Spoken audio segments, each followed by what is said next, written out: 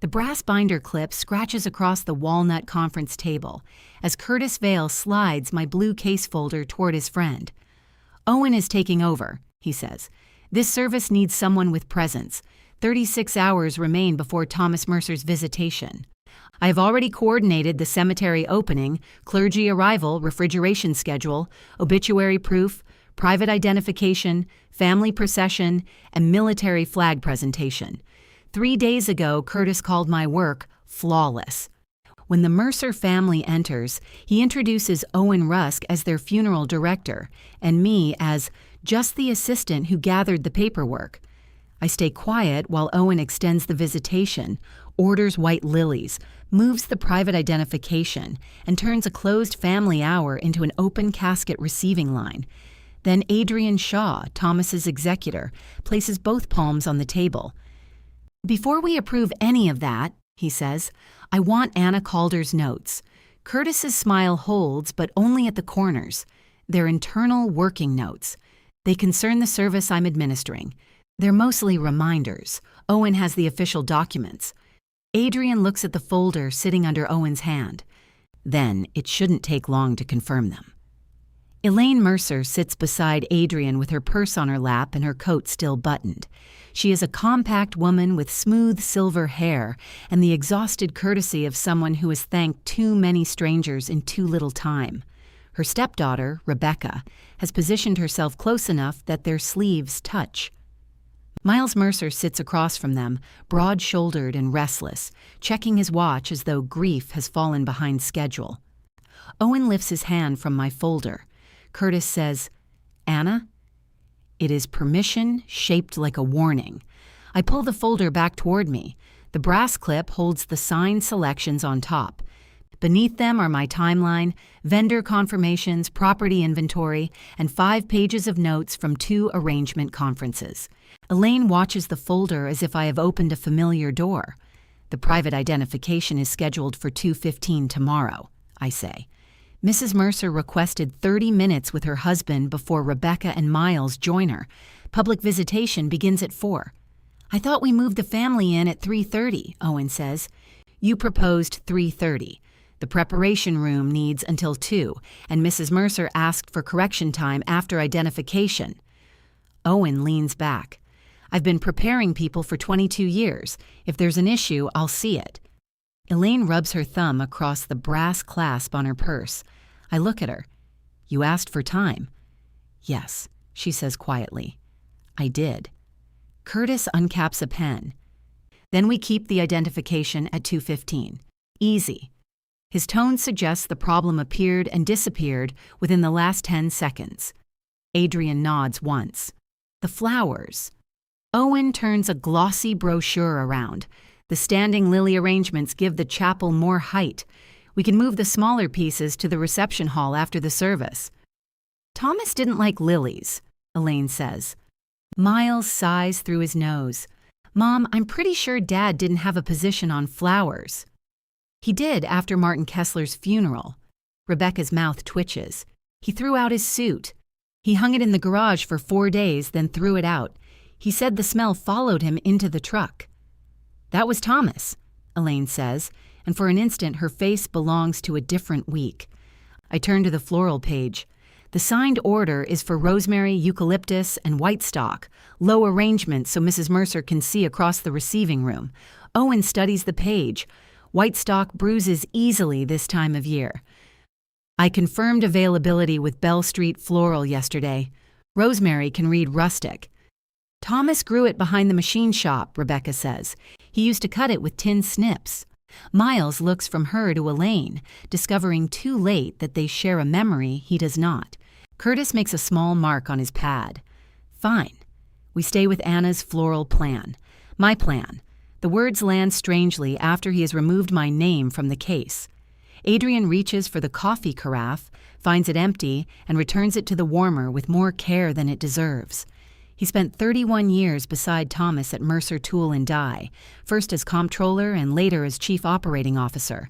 His suits are always a little too large in the shoulders. His questions never are. "What else changed?" he asks. Curtis answers before Owen can. "We're refining presentation." That's why I brought in a senior man. Rebecca looks directly at me. I flip to the timeline. The visitation was 4 to 7. Owen proposed 4 to 8:30. More people are coming than we expected, Miles says. Dad employed half the east side at one point. Your father employed 112 people at the peak, Adrian says. Most of them know how to arrive during a 3-hour window. Some are driving in. From the east side, Miles folds his arms. There are vendors, customers, the Rotary people, former employees. I don't want anyone shut out because we rushed this. The wish underneath his argument is human enough.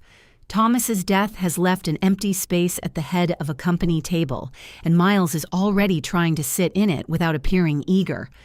Owen hears the same thing and gives it dignity. A larger turnout reflects your father's reach, he says. We can give people time. That matters. Miles's shoulders lower. Owen is good at this part. He can make a preference sound like a tribute. The cemetery crew is reserved for 10:30 Thursday morning, I say. If visitation runs until 8:30, the family leaves here closer to 9. The preparation staff still needs the chapel cleared, flowers consolidated, personal items inventoried, and Thomas transferred back to refrigeration. It compresses the next morning. We'll add staff, Curtis says. The cemetery coordinator also asked us to confirm the procession count by noon today. Owen taps the folder. We'll get her a count. She needs an estimated arrival time, too. Their second committal starts at noon. Curtis's pen stops moving. 10:30 is plenty of time. It is if we leave here at 9:45. We will. Miles glances at his watch again. Then what's the problem? The longer visitation isn't the problem by itself, I say. It changes cleanup, staffing, flower transport, refrigeration, morning placement, and the family arrival time. We need all of those changes confirmed together. Curtis sets down his pen. Anna likes to see every gear before she starts the machine. Thomas would have appreciated the metaphor. Curtis knows that. Adrian knows Curtis knows it. I like that about her, Elaine says. A faint flush climbs Curtis's neck. Owen opens the folder and scans my timeline. He moves quickly, taking in columns, initials, arrows, and confirmation numbers. He pauses at the handwritten note beside the private identification. Work jacket for Elaine only. Formal suit. Pending family decision. What is Thomas wearing? He asks. His navy work jacket is at the funeral home, I say. The formal suit is still at the Mercer residence. Miles looks at Elaine. Why would we put him in a work jacket? Because it's his, she says. He has 6 suits. He complained through every fitting. This is public. It wasn't supposed to be. Rebecca turns toward Miles. You agreed the first hour would be family only. I agreed before we knew the turnout. The turnout doesn't dress him. Curtis raises one hand. This is exactly why we're meeting. Adrian studies my notes. Who authorized an open casket? Owen's voice loses some of its warmth. It was a recommendation. Who authorized it? We haven't finalized that point. You moved the identification and changed the clothing plan. I suggested a presentation that fits the service. Adrian looks at Elaine. What did you authorize? A private viewing, then closed. Miles opens his mouth. Elaine turns to him. You saw your father every day at the shop. I took care of him at home. I am asking for 30 minutes and a closed casket afterward. He looks down at the table. Curtis retrieves his pen.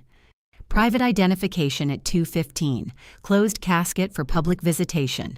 Work jacket for the private identification, with the suit decision held until Mrs. Mercer confirms after viewing. That will require a second clothing change if she chooses the suit, Owen says. Yes, I say. He looks at me. And that takes time. Yes. His eyes stay on mine for a beat. He has found the reason for the correction window he dismissed. Adrian slides the notes back. Thank you, Anna. Curtis gathers the brochures into a sharp stack. We have a workable plan. Owen will supervise the case. Anna will make her files available and assist with continuity. Rebecca's eyebrows lift at assist. Elaine reaches across the table and touches the brass clip with one finger. Keep that together. I will. Curtis stands. The meeting is over because he has decided it is. In the corridor, Miles catches Owen and begins asking about additional parking. Rebecca helps Elaine with her coat. Adrian waits until they have gone ahead, then says to me, "Did you know this change was coming?" "No." "Did Owen?" "I don't know." Curtis emerges behind us. "Adrian, I'll walk you out."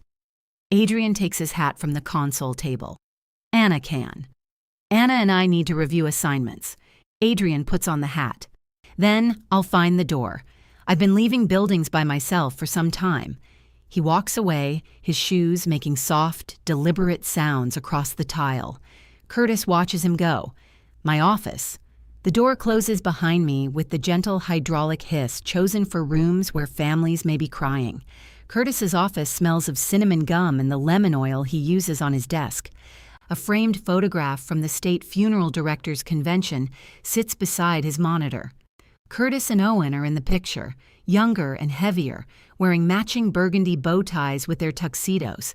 I have worked for Curtis for 8 years. I have never seen him wear a bow tie. "You embarrassed me," he says. I answered his questions.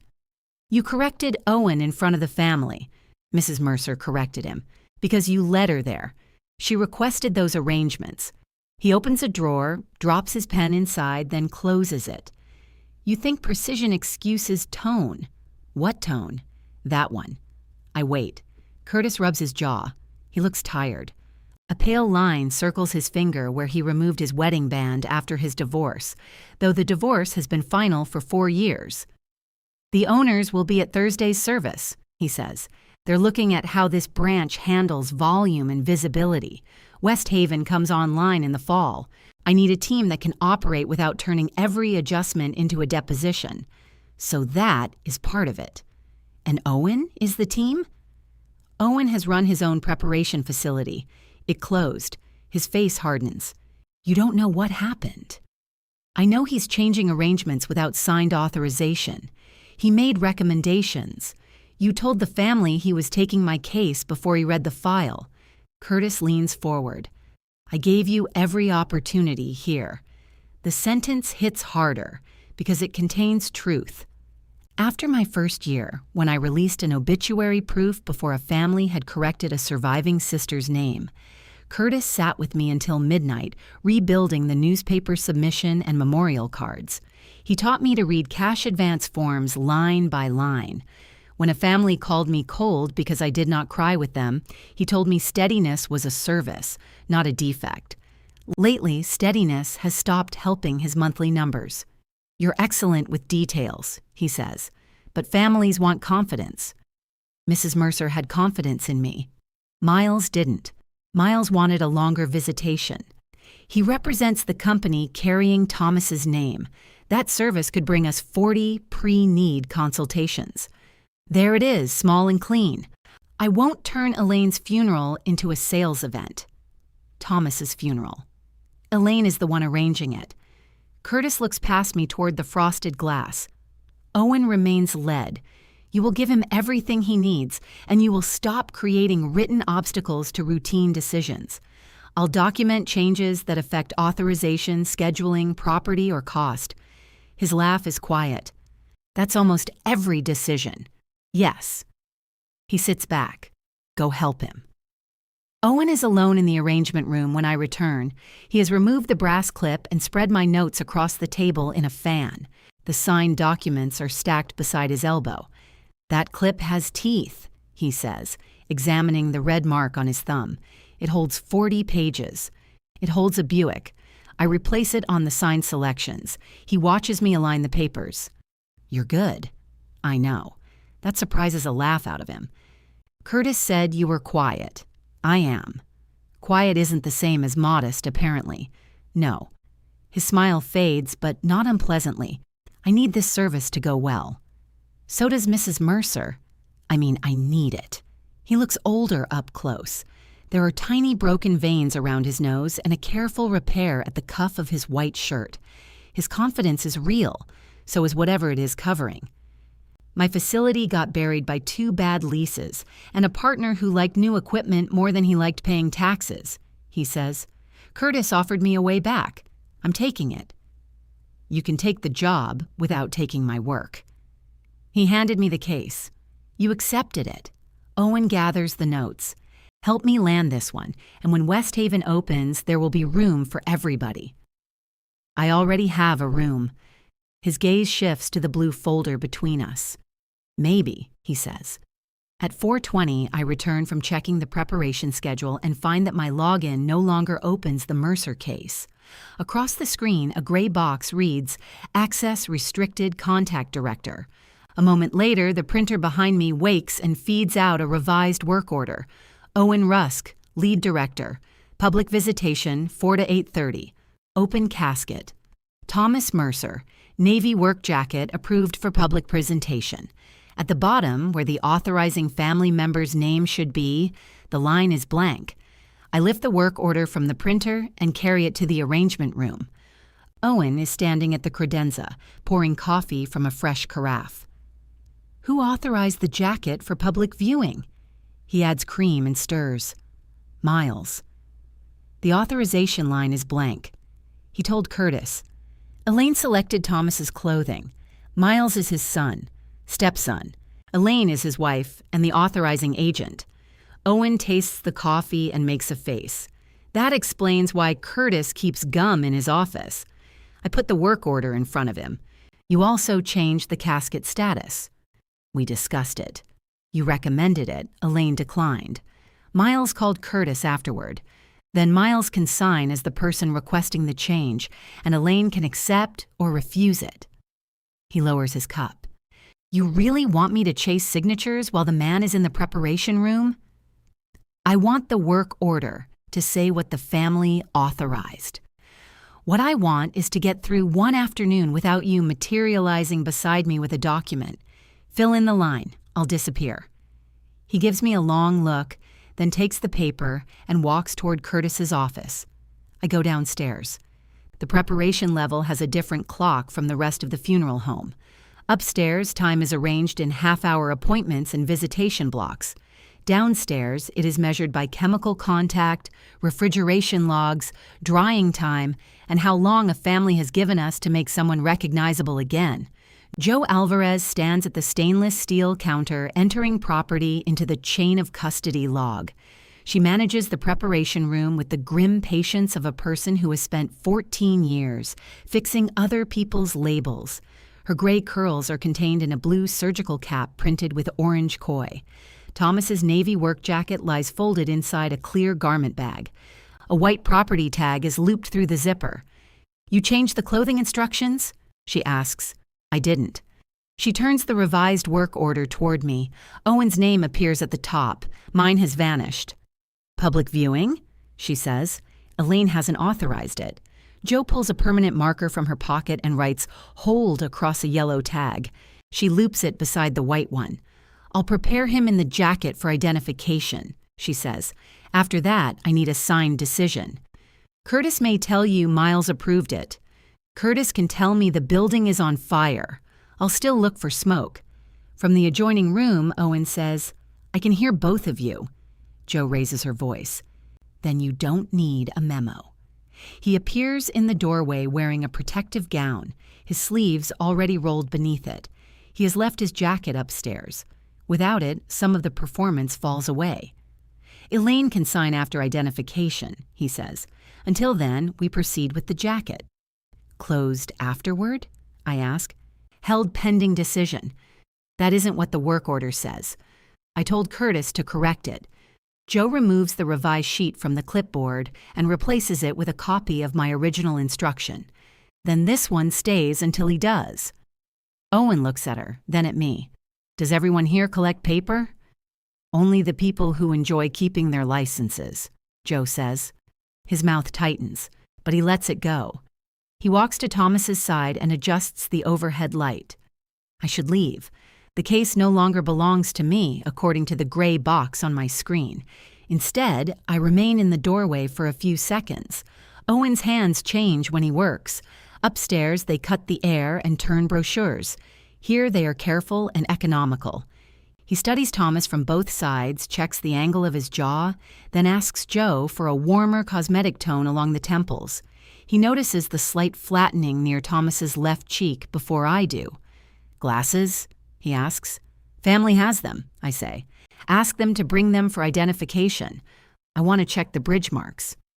They're already in Elaine's purse. She wouldn't release them until she saw him. Owen nods once. Good note. It costs him something to say it.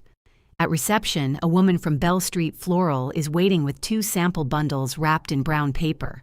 Beverly herself usually handles our consultations, but this is her production manager, Tasha, who smells pleasantly of wet leaves. "I need somebody to settle Mercer," she says. "We have rosemary in stock reserved, but we got a change request for 6 lily stands." Then another message said hold both. "Who sent the change?" She shows me her tablet. The lily request came from Curtis at 1:48. The hold came from Owen at 3:57. "Keep the original order reserved," I say. "Don't cut anything until you receive a signed amendment or final confirmation from Owen." Tasha studies my face. "You aren't directing it anymore." "Send all final confirmations to Owen and copy Curtis." That wasn't my question. It's the useful answer. She tucks the sample bundles under her arm. A sprig of rosemary is worked loose. I pick it up from the carpet and hand it to her. "Thomas used to come into the shop at Christmas," she says. "He'd tell Beverly our wreaths needed more bolts."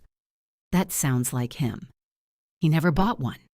That also sounds like him. By the time she leaves, Curtis has restored the Mercer case to my screen with view-only access. I can see changes. I cannot enter a note, attach an email, or upload an authorization. The service commission has also disappeared from my schedule. I print the current case summary and place it beside the revised work order. Then I draft a transition memo. 1 page, no adjectives. I list the private identification, unresolved clothing decision, closed casket authorization, original floral selection, cemetery window, clergy arrival, procession estimate, and each employee or vendor responsible for confirming the next step. Before sending it, I read it twice for tone. Curtis appears over the divider around my desk. "What are you doing?" "Documenting the transition. I asked you to help Owen. This helps him. It reads like you're building a defense. If everything goes well, it reads like a checklist." His gaze drops to the page. "Delete the line about the missing authorization. It's still missing. He's getting it tomorrow. Then tomorrow it becomes resolved." He sets 2 fingers on the top of the paper. "Anna, I am trying very hard to keep this from becoming a disciplinary issue." "Why?" The question seems to catch him without a prepared face. "You reassigned my case in front of the family," I continue. "You removed my access, changed authorized arrangements, and took the commission off my schedule. What exactly are you trying to keep from becoming disciplinary?" The skin below his left eye twitches. "You challenged a management decision in front of a client. Adrian asked for my notes, and you used the moment to answer him, to prove you were indispensable." I look past him toward the arrangement room door. Owen is standing inside with the lights off, watching the chapel through the interior window. He turns away when he sees me notice. "I'm not indispensable," I say. "That's why the records matter." Curtis straightens. "Do not send that memo until I approve it." He takes the printed copy and walks away. I send nothing. Instead, I save it in the case transition folder, where view-only access still permits uploads, because somebody configured the permissions badly 3 software versions ago. At 2:12 the next afternoon, Elaine arrives carrying Thomas's glasses in a hard brown case. Rebecca brings the formal suit over one arm. Miles comes in separately, still wearing his company badge clipped to his belt. Curtis is waiting in the lobby with Owen. "I thought Anna would be with us," Elaine says. "She's assisting another family," Curtis tells her. I am 10 feet away, standing behind the reception desk. Elaine looks at me. "Are you?" "Not at the moment." Curtis's smile returns. "Then she can join us briefly." The elevator ride downstairs is crowded and silent.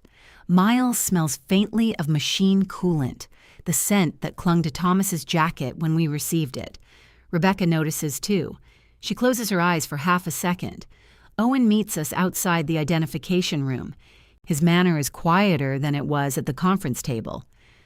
"I've kept the lighting low," he says. "Take whatever time you need. When you're ready, I can answer questions or make adjustments." Elaine removes Thomas's glasses from the case. "Could you put these on him?" Owen accepts them by the temples. "Of course." He disappears inside, then returns and opens the door for her. Elaine stops on the threshold. Thomas lies in the navy jacket, his hands resting naturally at his waist. The collar has been softened instead of buttoned to the throat. Owen has left the deep line between Thomas's brows, though he could have filled it. With the glasses on, he looks stern and faintly inconvenienced, which is closer to the photographs Elaine gave us than the generic peace families are often promised. She walks to him and touches the zipper pull on the jacket. "You fixed this 3 times, she whispers. Rebecca stands behind her with one hand against her own ribs. Miles stays near the door. Elaine leans down and studies Thomas's face from the side, his left cheek. "It's settled during transfer," Owen says. "I corrected the tissue, but I can soften it further." "No." She touches the air above the spot without touching him. "That's where he slept." Owen nods. She adjusts Thomas's glasses by less than a 1/4 inch. Then she looks at me. "This is how I wanted him." "Owen prepared him," I say. Her gaze moves to him. "Thank you." "You're welcome." The words alter something in Owen's face. He has been waiting for them from somebody. Miles comes forward at last. He grips the back of a chair and stares at Thomas. "He looks good," he says. Rebecca wipes beneath one eye with her knuckle. He looks annoyed. He usually was. "Mostly with you." A sound escapes Miles that is half laugh, half damage. He turns away, walks 3 steps, then comes back. "People should see him like this," he says. "This is Dad." Elaine's hand remains on the jacket. "This is Thomas," she says, "and this is ours." "Mom, you called Curtis after our meeting." Miles glances toward the director. Curtis lowers his chin as if studying the carpet. "I thought you were making the decision because it was easier," Miles says. "You're tired. We're all tired." "I am tired. I still know what I chose." He built a company people care about, and they can care about him with the casket closed. Miles looks at Adrian, who has been standing near the wall with his hat in both hands. Adrian says, "Your job today is to be family, Miles. The company will survive one room it cannot enter." Miles's grip tightens on the chair. Owen reaches for a clipboard on the side table. "Mrs. Mercer, I need your final instruction after the private viewing. We can keep the casket open for the family period and close it before public visitation, or we can leave it open. Close it." He hands her the form and indicates the line. She signs. Then she points to the formal suit Rebecca brought. "Take that home." Rebecca presses the suit closer to her body. Gladly. As we return upstairs, Curtis walks beside me. "You enjoyed that," he murmurs. I stop in the corridor. "What part?" "Letting her put Miles in his place. She didn't need help." "You arranged the audience." "The family came for identification. His smile is thin." "Go back to your desk." An hour later, my schedule updates. 2 arrangement conferences vanish from Friday. A Saturday visitation moves to another director. Under compensation, the Mercer commission remains 0. Joe sends the signed clothing instruction to the shared preparation mailbox. Owen uploads Elaine's closed casket authorization himself. At 5:14, the cemetery coordinator's reply appears in the Mercer case feed. Revised arrival of 11:15 cannot be accommodated. Original 10:30 committal window was never fully confirmed by funeral home. Please advise immediately. Curtis forwards it to me with Owen copied. "Anna, explain why the cemetery reservation was left incomplete under your management." I open my original confirmation email. The cemetery coordinator accepted 10:30 at 9:06 the previous morning. I printed it, initialed it, and clipped it beneath the procession sheet in the blue folder. Across the office, Owen is turning that folder upside down. The brass clip is still attached. The cemetery confirmation is gone. Owen shakes the folder again. A receipt for the newspaper notice slips onto the carpet. "You're sure it was in here?" I initialed it and clipped it under the procession sheet. Curtis comes out of his office. "What are you doing?" "The cemetery confirmation is missing," Owen says. Curtis looks at me. "Was there one?" I turn my monitor so they can see the email. 10:30 accepted at 9:06 yesterday morning, pending final procession estimate by noon today. "Pending," Curtis says. I listed the deadline in the transition memo. "What transition memo?" "The one I prepared after you changed the assignment. I told you not to send it." I saved it in the case folder. His expression changes before he can control it. He did not know it was there. Owen leans over my desk. "Where?" I open the uploaded documents. Mercer Transition A. Calder appears with a timestamp of 4:38 the previous afternoon. The line reads, "Cemetery committal held 10:30 Thursday. Final procession estimate due noon Wednesday. Owen to confirm after family review." Owen runs his tongue along the inside of his cheek.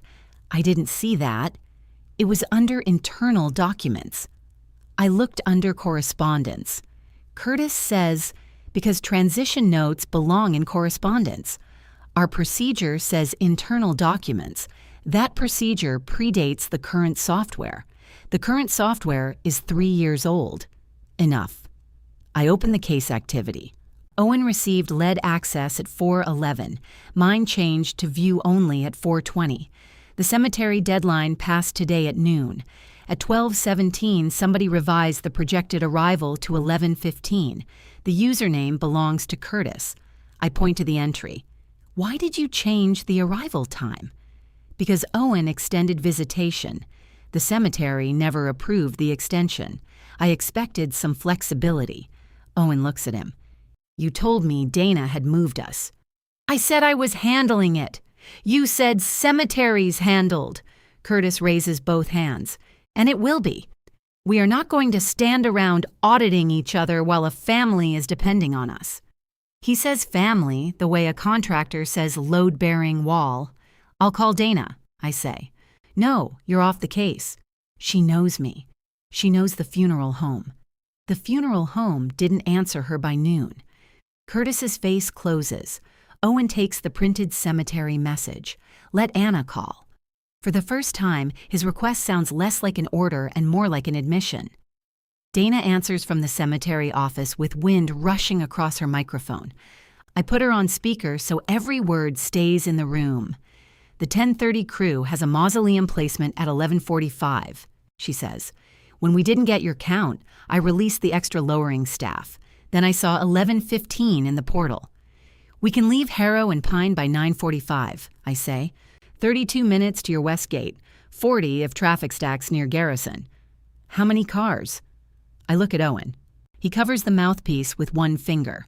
Miles guessed 60. 60 isn't a count. It's the number he wants.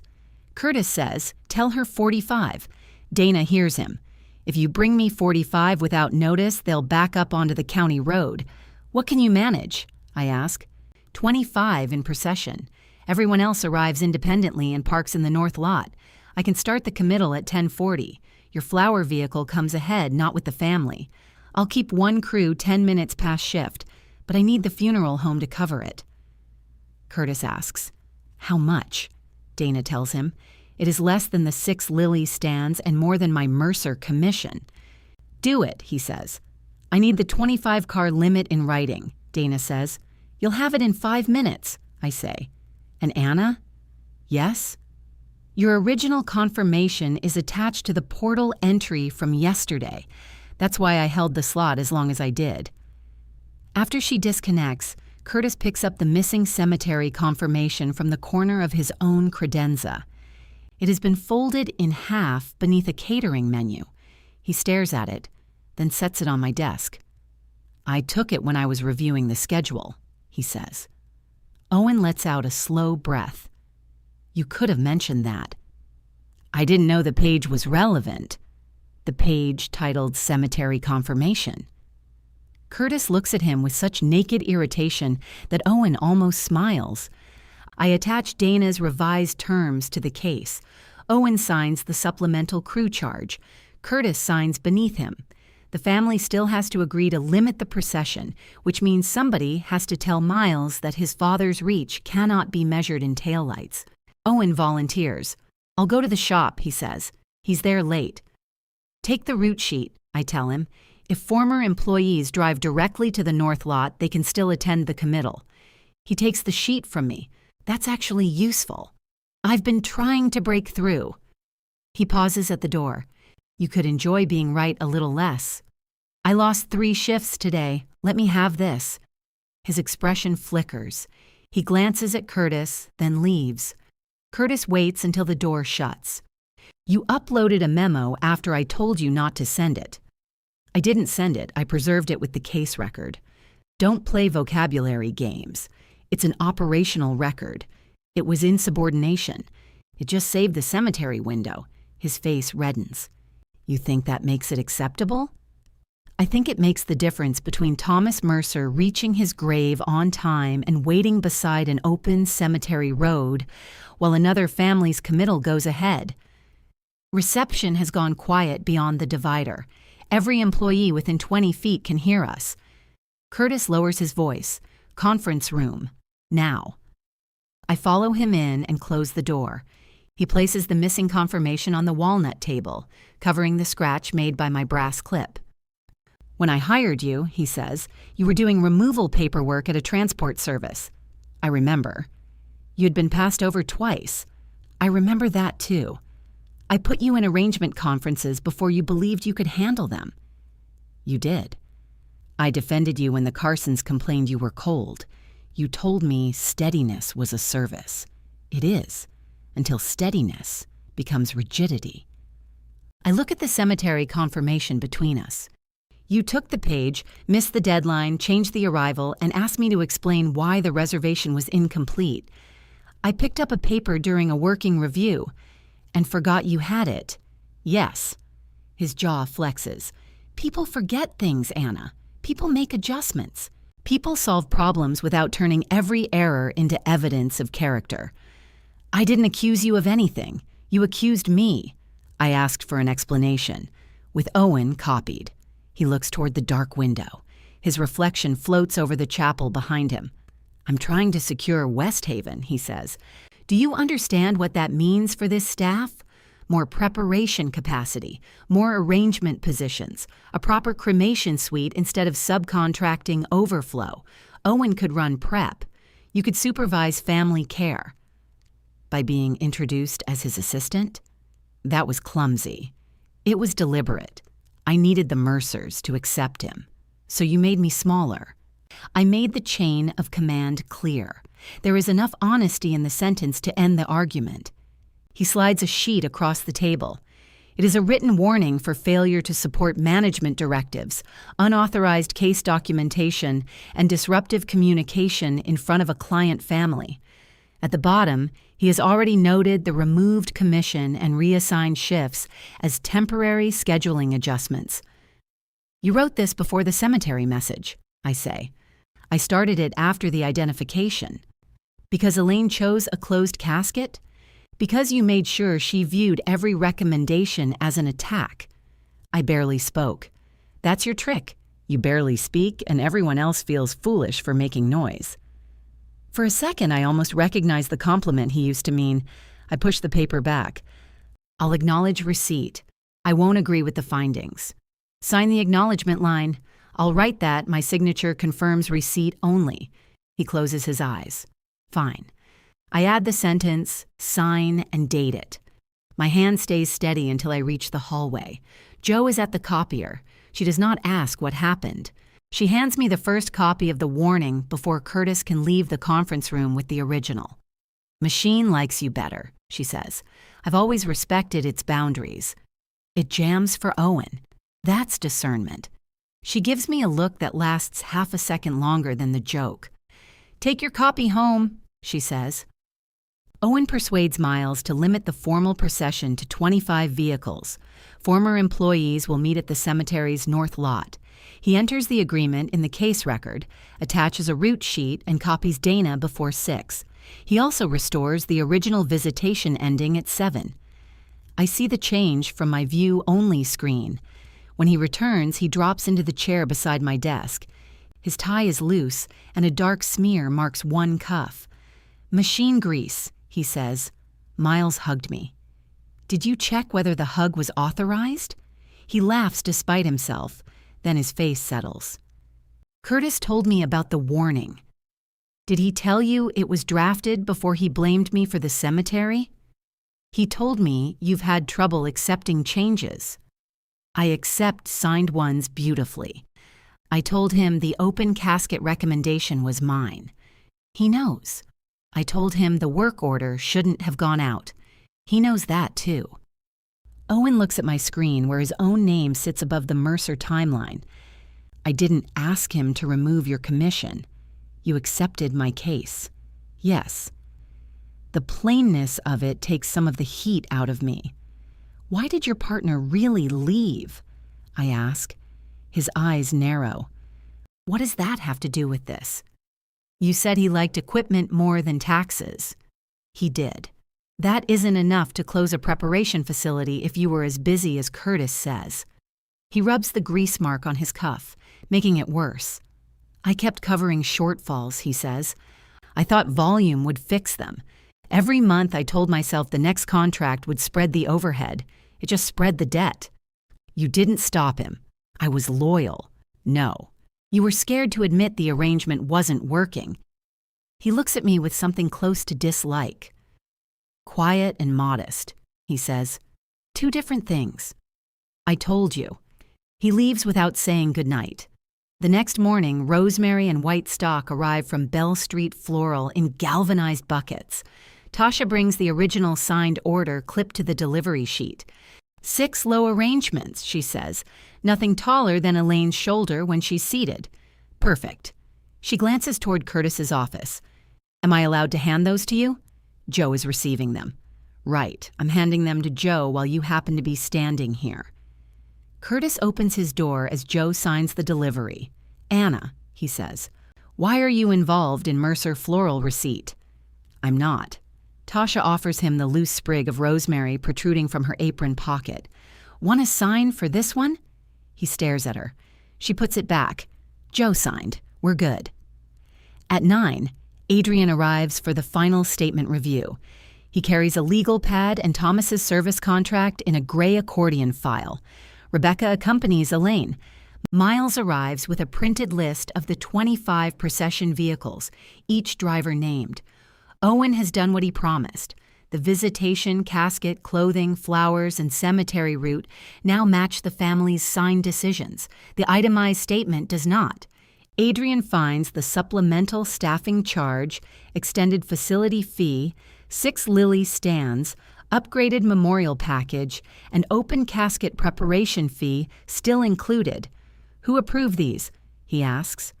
Curtis says, "Some charges were generated during planning. We'll reconcile them after the service.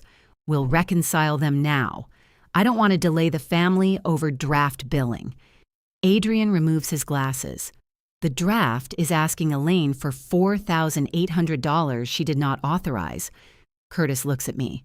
I'm standing outside the conference room with a stack of register books I was told to inventory. "Anna," he says, "go to my office." Inside, he shuts the door and places a suspension notice on his desk. "Effective immediately," he says. "Leave your keys." "On what basis?" "Continued interference after a written warning." "I haven't spoken in that meeting. You directed the florist, influenced staff, and inserted yourself into billing concerns. I received rosemary in a hallway. You are done here today." I remove my keys from the ring. Office, records cabinet, arrangement suite. The small brass key to the supply closet sticks, as it always does. I set them on his desk. When I step back into the corridor with my coat over my arm, Adrian is waiting. "Where are you going?" "Home. Why? Curtis appears behind me. Personnel matter. Adrian studies my face, then the keys on Curtis's desk. He walks back into the conference room, picks up the blue folder, and places it under his arm. This service does not proceed, he says, until the owners review the authorizations, the billing, and what just happened to Anna Calder. Curtis goes pale. Adrian, moving Thomas now would put the family through hell. Then I suggest you stop giving us reasons to consider it. Curtis looks at the folder under Adrian's arm. That file is funeral home property. The signed documents concern Elaine's money in Thomas's care. You may have copies. Excellent, we'll make them with the owners present. Curtis turns to me. You're suspended. Leave. Adrian answers for himself. Anna can wait in the lobby. If you send her off the premises, we'll begin the transfer authorization. Elaine remains seated in the conference room. She has said very little, but her purse is closed now, both hands resting on top of it. Please stay, she says to me. Curtis glances from her to the clock. Every hour lost threatens the floral setup, the visitation, and the cemetery window we just paid to preserve. You may wait, he says. You may not access the system or speak to staff about this case. I sit on the lobby sofa with my coat folded beside me. Owen comes out of the conference room carrying the itemized statement. He stops near the doorway. Did you know those charges were still there? I ask. I knew about staffing and open casket preparation. I didn't know the Lily stands had posted. The memorial package? I recommended it to Miles. He wanted a video monitor near the register book. Did he sign? Owen looks down at the statement. That means no, I say. I know what it means. He walks toward Curtis's office, then turns back. What happens if they transfer? Another funeral home sends a transfer team. We release Thomas, his property, the authorizations, and the disposition permit. Bell Street moves the flowers. The cemetery updates the funeral home contact. The family pays for work already completed and starts trusting strangers again. Can it be done before 4? Barely. His face tightens. That would be brutal. Yes. He goes into Curtis's office and closes the door. Jo appears at the far end of the corridor with the Mercer preparation log tucked under her arm. She sees me on the sofa, sees my coat, and keeps walking.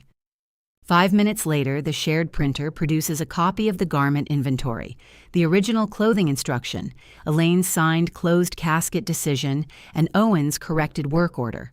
Jo places the stack on the reception counter. Internal quality packet, she tells the receptionist, for the ownership review. Curtis comes out before she reaches the elevator. I said Anna was not to communicate with staff. She didn't, Jo says. You know what she's doing. At the moment, she's sitting very aggressively. The receptionist studies her keyboard. Curtis picks up the packet. Return downstairs. I'm going. Thomas is due for final placement in 20 minutes, assuming he still belongs to us. Jo's eyes settle on him until he looks away. Eleanor Harrow arrives first, carrying a canvas briefcase and wearing a raincoat over navy scrubs. She is licensed, though she has spent most of the last decade running the company's 3 locations. David Pine follows 10 minutes later with a laptop tucked against his chest. He handles finances and facilities and always seems faintly surprised that death generates so many invoices. They speak to Curtis behind his closed office door. Owen joins them. The voices remain low until David opens the door and asks me to come in. My keys are still on Curtis's desk. We're moving to the conference room, Eleanor says. Mr. Shaw wants the family present for any decision affecting the service. Curtis picks up my keys and puts them in his pocket. The blue folder sits in the center of the walnut table. Adrian has arranged the documents in narrow rows around it. Original selections, revised work orders, floral confirmations, cemetery correspondence, property inventory, Elaine's closed casket authorization, and the itemized statement. My brass clip still holds the private operational notes together. Eleanor takes the chair at the end of the table.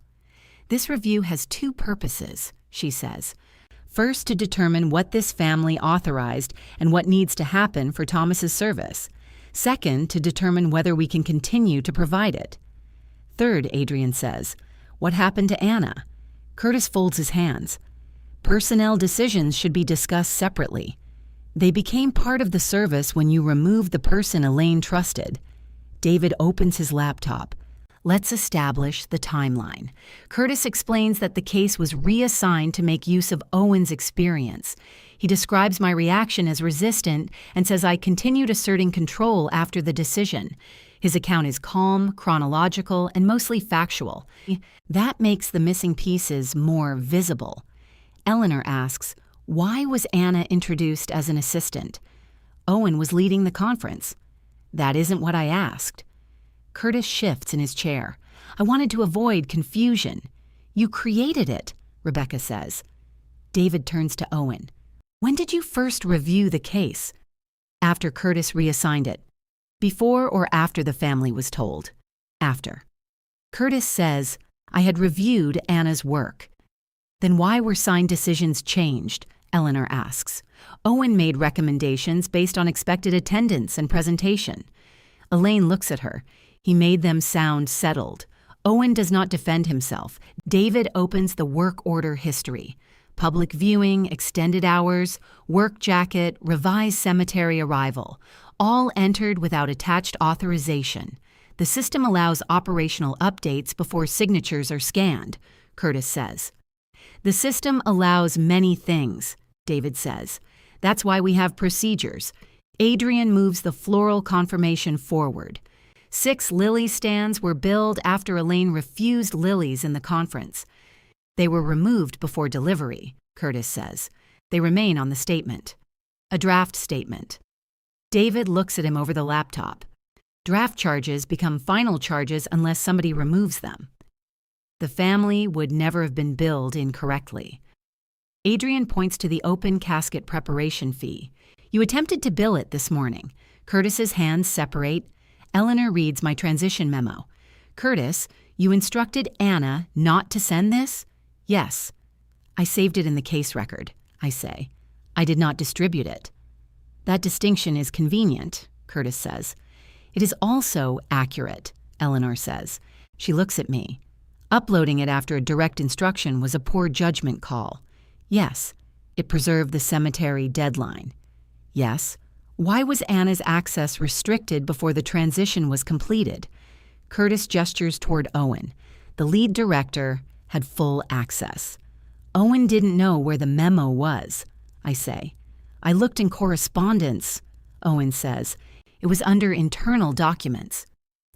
Where procedure says it belongs, Joe says from the doorway. Curtis turns. Why are you here? I was asked for the preparation log. Eleanor holds out her hand. Joe gives it to her and stays near the wall. David brings up the schedule history. The Mercer Commission was removed from Anna at 4:12 Tuesday, he says. Her access changed at 4:20. The written warning was created Wednesday at 4:52. The commission followed the case reassignment, Curtis says, and 2 Friday arrangements plus a Saturday visitation. Temporary coverage. They were assigned to Owen. Owen needs hours. I look at him. I do too. Curtis's mouth tightens. This is why compensation should be discussed privately.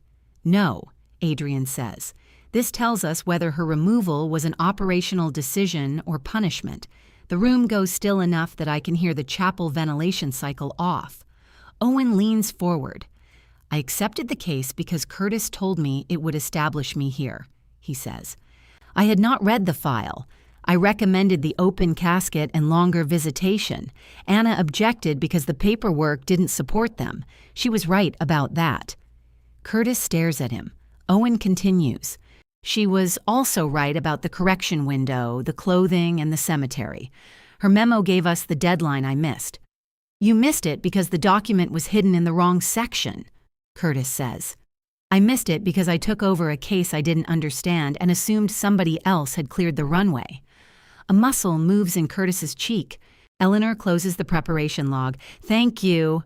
Curtis gives a short, disbelieving laugh. So that's it? One difficult conference and everyone forgets 8 years of performance. I haven't forgotten, Eleanor says. Your performance is why you direct this location. I'm trying to build capacity. West Haven needs experienced people. Owen has more preparation experience than anyone we've interviewed. Anna has excellent technical discipline, but she resists scale. I was trying to create a structure. By taking her case and calling her an assistant? Rebecca asks. Curtis looks at her. I handled the introduction badly. You handled my husband badly, Elaine says. His face softens when he turns to her. Mrs. Mercer, I'm sorry you felt that way. I didn't feel my flowers were changed. They were changed. Curtis starts to answer, then stops. Adrian pulls the service contract from his accordion file. Here are our terms. Remove every unauthorized charge. Restore the arrangements Elaine signed. Anna returns as lead arranger with access and authority to finish the service. Owen may continue the preparation work because Elaine is satisfied with what he did. Curtis has no further contact with the family unless Elaine requests it. Curtis looks at Eleanor. He doesn't set staffing.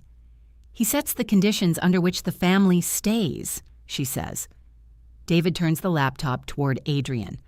I can remove the disputed charges now. Do it. He deletes them one by one. Supplemental staffing remains, but the funeral home absorbs the cemetery crew fee because the missed deadline occurred after reassignment. Eleanor looks at me. Can you complete this service? Yes. Can you work with Owen? I glance at him. If our roles are clear, they will be. You lead family care and operations. Owen completes preparation and supports the service under your direction. Owen nods. Curtis stands. And me? You will provide your report to David, Eleanor says. Then you'll remain off client-facing duties until we complete the review. The owners are coming tomorrow, the West Haven group. They're meeting us, Eleanor says. Not you. The loss moves across his face before he looks down. He takes my keys from his pocket and places them beside the blue folder. The supply closet key lands on top. I pick them up.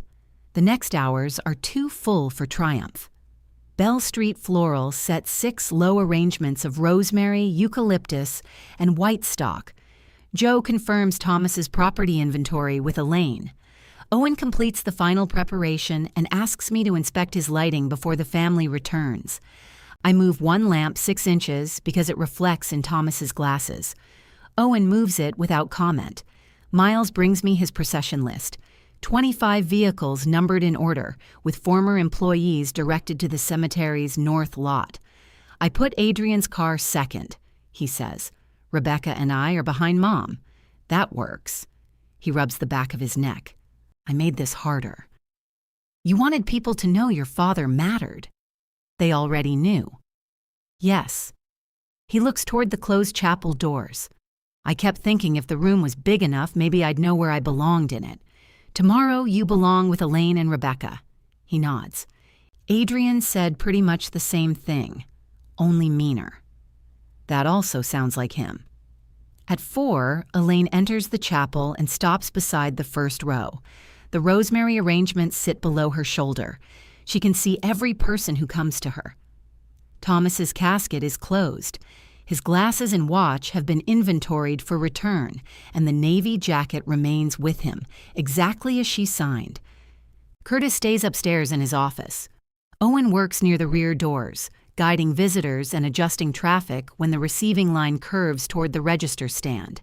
He has presence. Used correctly, it creates room around the family instead of taking room from them. Near 6, the chapel fills with former machinists, suppliers, old customers, and men who still call Thomas Mr. Mercer, though some of them have gray hair. Tasha has tucked small rosemary sprigs beside the register book. People take them carefully, as if they are parts from Thomas's workbench. Miles stands to speak before the visitation closes. My father could measure a piece of steel to 1/1000th of an inch, he says, and still cut a sandwich crooked. Elaine laughs first. He built a company because he believed useful things should last. Elaine taught him that dinner got cold while he was busy proving it. Rebecca taught him that being right and being invited back are separate achievements. Adrian taught him to read the numbers. I mostly taught him new ways to lose his temper. The laughter gives way beneath him. He looks at Elaine. The shop carries his name. You carried him. I know the difference. Elaine reaches for his hand when he sits. At 7, we close the doors.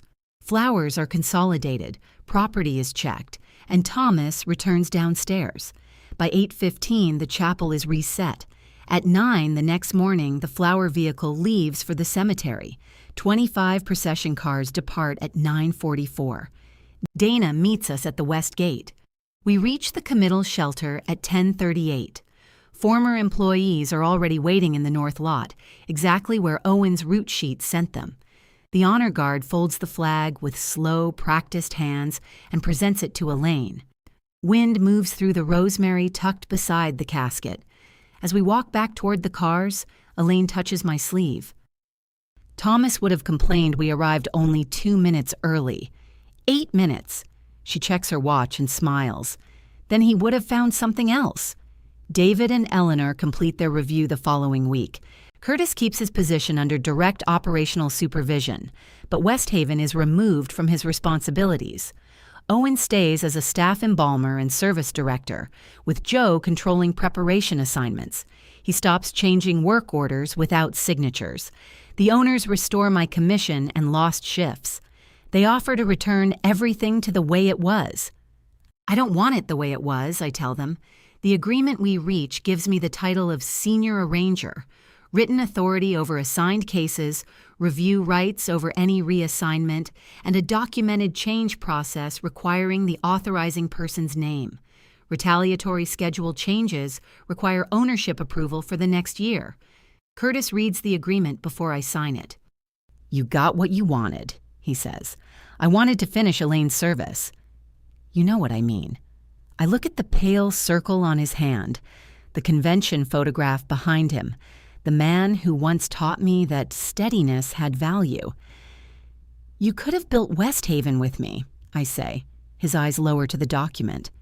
I thought I was.